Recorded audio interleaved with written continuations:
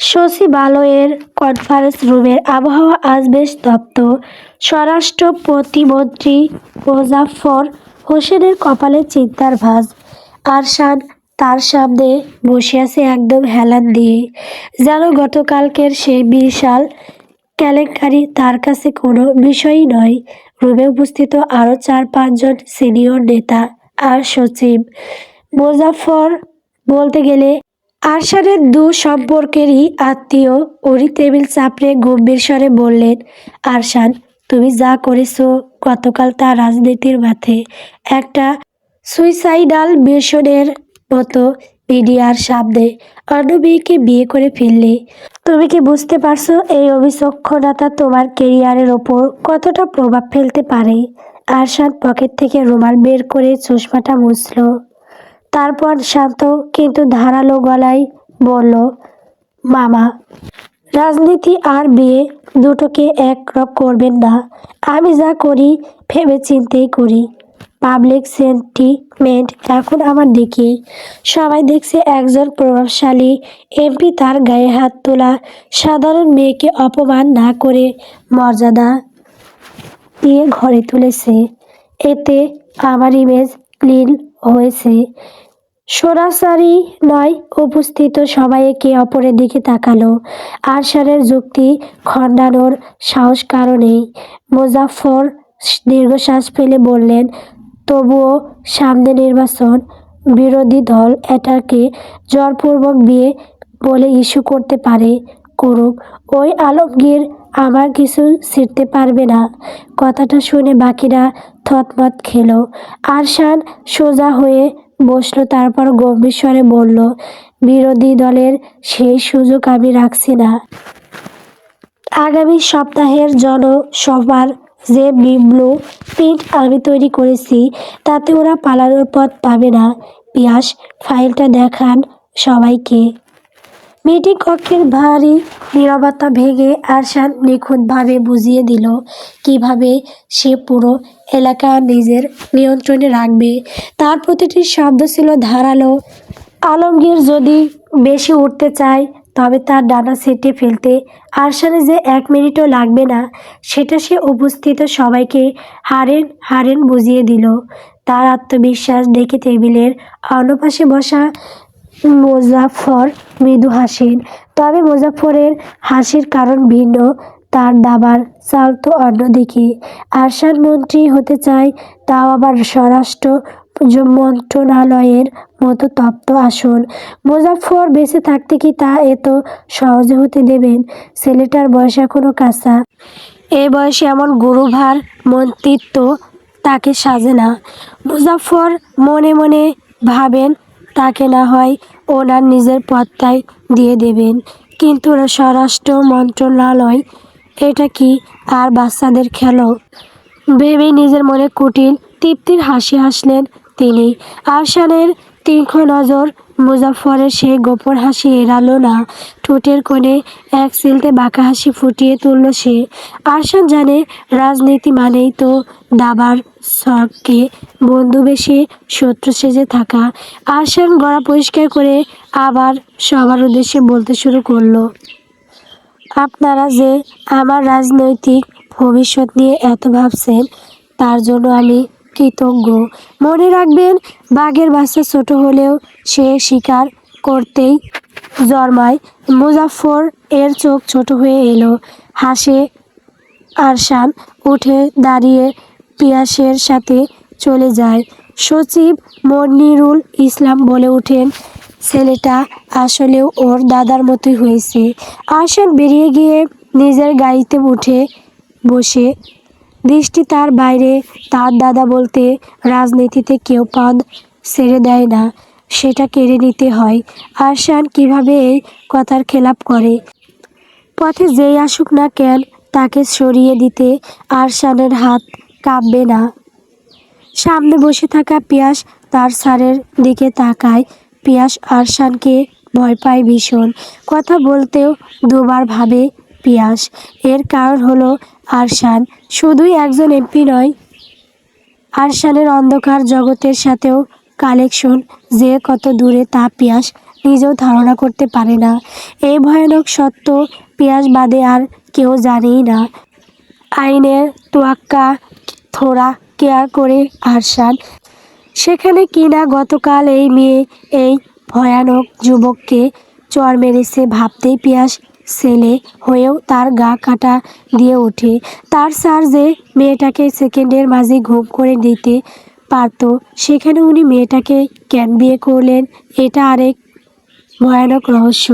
পিয়াস আরশানের ডাকে পিয়াসের পিলে চমকে উঠল।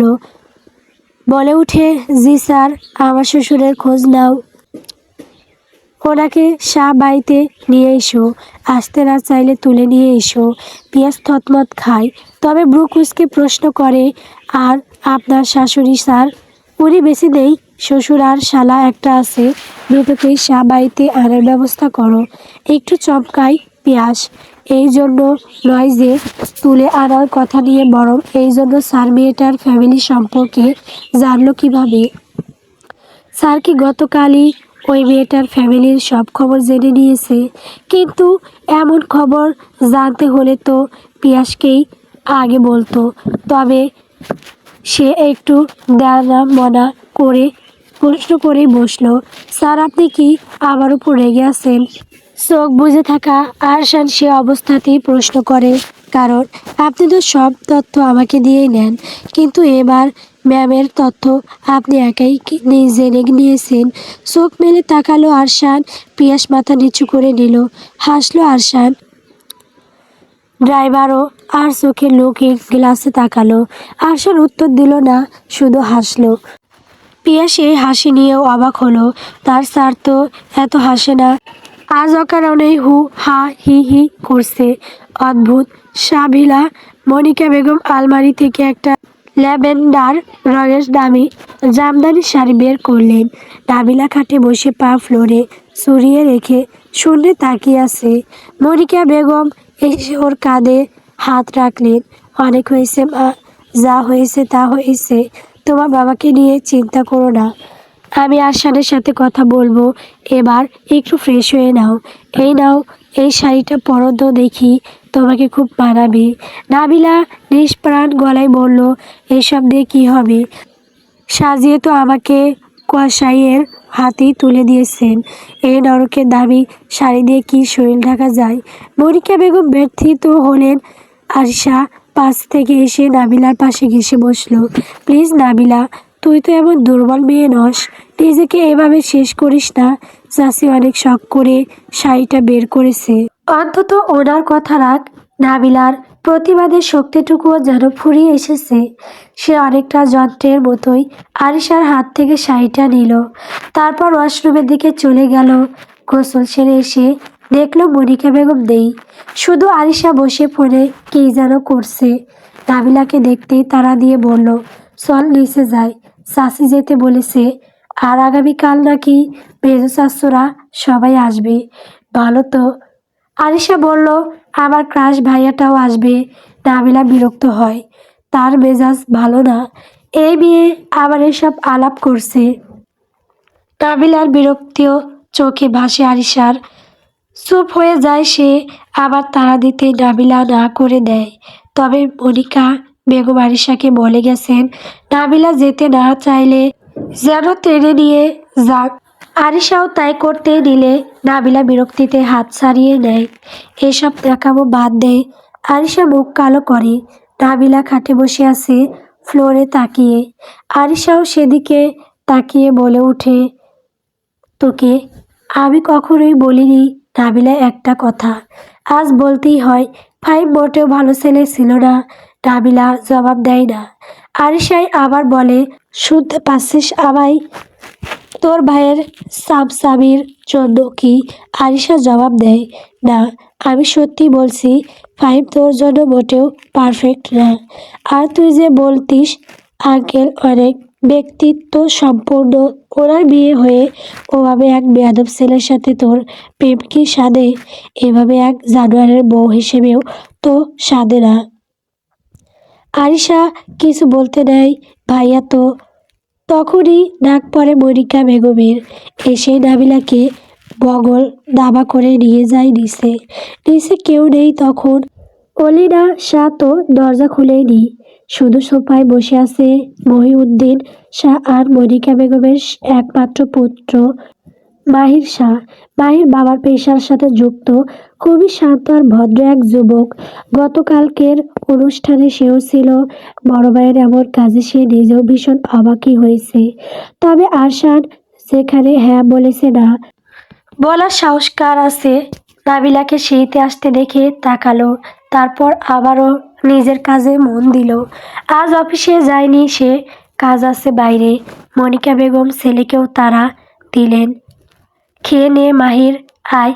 নাবিলাকে জোর করে টেবিলে বসালেন মনিকা বেগম। আরিশাও বসলো বসলো মাহিরও। মাহিরকে নাবিলা চেনে, একবার দেখেছিল আরিশার সাথে। আজ এদের সবগুলোকে তার বিরক্তিই লাগছে। তখনই জুতোর শব্দ শোনা যায়। আরিশা বলে ওঠে, ভাইয়া আসছে মনে হয়। অথচ নাবিলার কানে বাজে জাহান্নাম আসছে। এদিকে আরশাদ বসার ঘরে আসতেই চোখ যায় নাবিলার দিকে। নাবিলা ওদিকটায় বসায়, সরাসরি দেখা যায় মুখ। আরশাদ হলো সেই পাবলিক যে মুখে বউকে বলে জাহান্নামে নিয়ে যাব, আর মনে মনে বলে বউ পাশে থাকলে সেখানেই স্বর্গ। আরশান নাবিলাকে দেখে নিয়ে গটগট পায়ে উপরে চলে গেল। নাবিলা চোখ নামিয়ে বসে আছে। অস্বস্তি হচ্ছে, এক অপরিচিত মানুষের সামনে সে খেতে পারে না, আর দ্বিতীয় হলো শাড়ি পরে সে থাকতে পারে না। নাবিলার অস্বস্তি সম্পর্কে জ্ঞাত আরিশা। সে উঠে দাঁড়িয়ে নিজের প্লেট হাতে তুলে নিল, তারপর নাবিলার দিকে এগিয়ে গেল। মনিকা বেগম আর মাহির তাকিয়ে আছে। মাহির প্রশ্ন করলো, কোথায় যাবি? আরিশা নাবিলার দিকে একবার তাকালো, নাবিলাও তাকিয়েছিল। তারপর বলল, ভাইয়া নাবিলা অপরিচিত মানুষের সামনে খেতে অস্বস্তি বোধ করে, আমরা দুজনে গেস্ট রুমটাতে গিয়ে বসে খাবো। মনিকা বেগম বললেন, নাবিলা আমরা অপরিচিত, আজ থেকে তো আমরাই তোমার পরিবার। তবে অস্বস্তি হলে যাও, একটা রুম দেখিয়ে দিয়ে মোলায়েম স্বরে বললেন, দুজনে ওই রুমে চলে যাও। নাবিলা এক বুক অস্বস্তি নিয়ে উঠে দাঁড়ালো। আরিশাই তার প্লেটটাও নিয়ে নিল, তারপর নাবিলার দিকে তাকিয়ে একগাল হাসলো। মাহির তাকিয়ে রইল ওদের দিকে।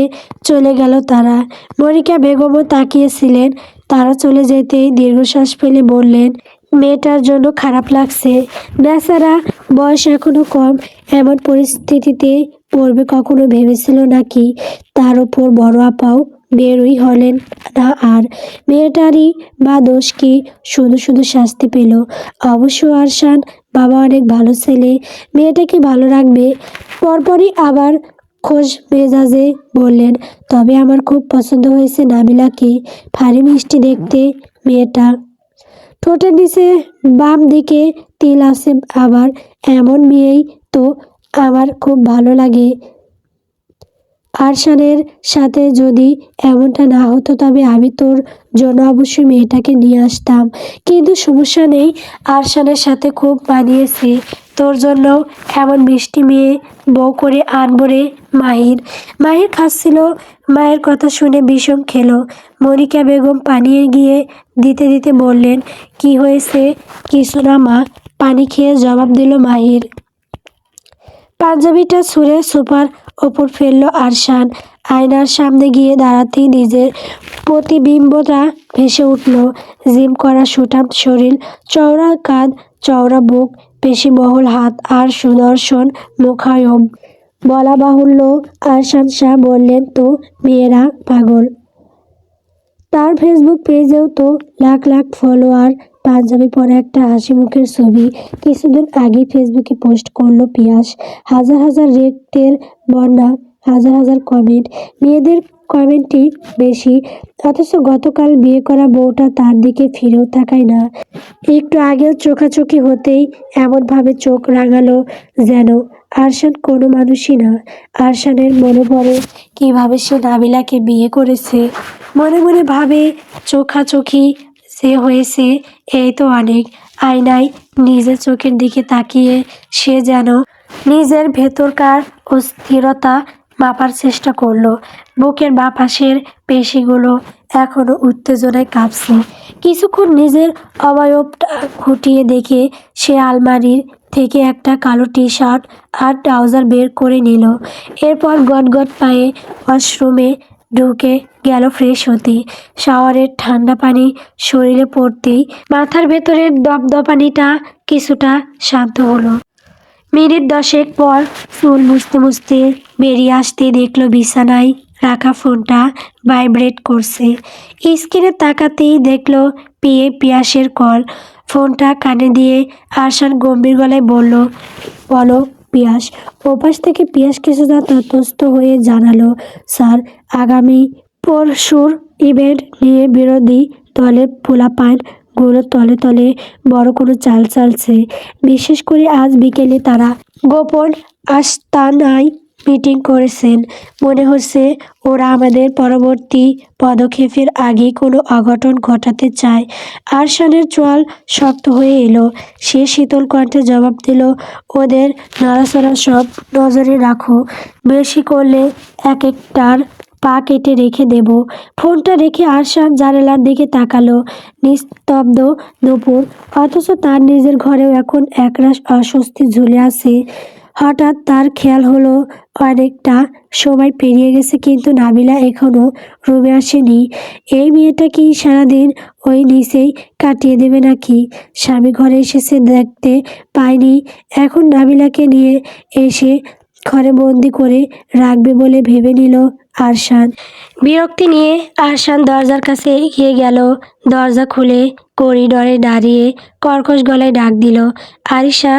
আরিশা আর নাবিলা আরিশার রুমে ছিল। আসলে নাবিলা খাওয়া শেষ করে আরিশার সাথে তার রুমে চলে গিয়েছিল। সে উপায় খুঁজছে কিভাবে পালাবে এই বাড়ি থেকে। ওই লোকটার সামনে গিয়ে দাঁড়ানোর ন্যূনতম ইচ্ছেও নাবিলার নেই। আরশানের প্রতি তার মনে এখন কেবল এক পাহাড় সমান ঘেন্না আর অবজ্ঞা জমে হয়ে আছে। আরিশা ভাইয়ের এমন কর্কশ আওয়াজ শুনে ভয় পেল। সে ভয়ে ভয়ে বের হলো। দরজায় দাঁড়িয়ে দেখলো তার ভাই দরজার সামনে রাগান্বিত মুখে দাঁড়িয়ে আছে। আরশান আরিশাকে দেখে প্রশ্ন করলো, তোর বান্ধবী কোথায়? আরিশা তোতলাতে লাগলো, না। নাবিলা তোতলানো বন্ধ করে দ্রুত বল, নাকি তোর রুমে আছে? ওকে দ্রুত আমার রুমে আসতে বল। আমার যেতে হলে কিন্তু খারাপ হবে। এই বলে রুমে ঢুকে পড়ল। একটা বড় শ্বাস ফেলল আরশান। তার মাকে আজ দেখতে পায়নি ডাইনিংয়ে। নাবিলার জন্য মনে হয় তাতে কি, খেলে খাবে, না খালে নাই। এত রাগের কি আছে? বিয়ে আরশান করেছে, বাপটা এমন যেন বিয়ে তারা করেছে। সেই সব ঢং আরশান একদম দেখতে পারে না। ছোটবেলা থেকে তো নিজের ঢং নিয়েই ব্যস্ত ছিলেন। এখন বড় হয়ে আরশানের বিয়ে নিয়ে এত কিসের চিন্তা ওনার? যত সব। আরশান হলো এক জ্বলন্ত আগ্নেয়গিরি, যার ভেতরে সারাক্ষণ লাভা টকবক করে। তার বাবা আলাউদ্দিন শাহ আর মা অলিলা শাহ নিজেদের কর্পোরেট দুনিয়া আর ব্যস্ততা নিয়ে এতটাই মগ্ন ছিলেন যে আরশানের শৈশব কৈশোর তাদের স্নেহের ছোঁয়া পায়নি বললেই চলে।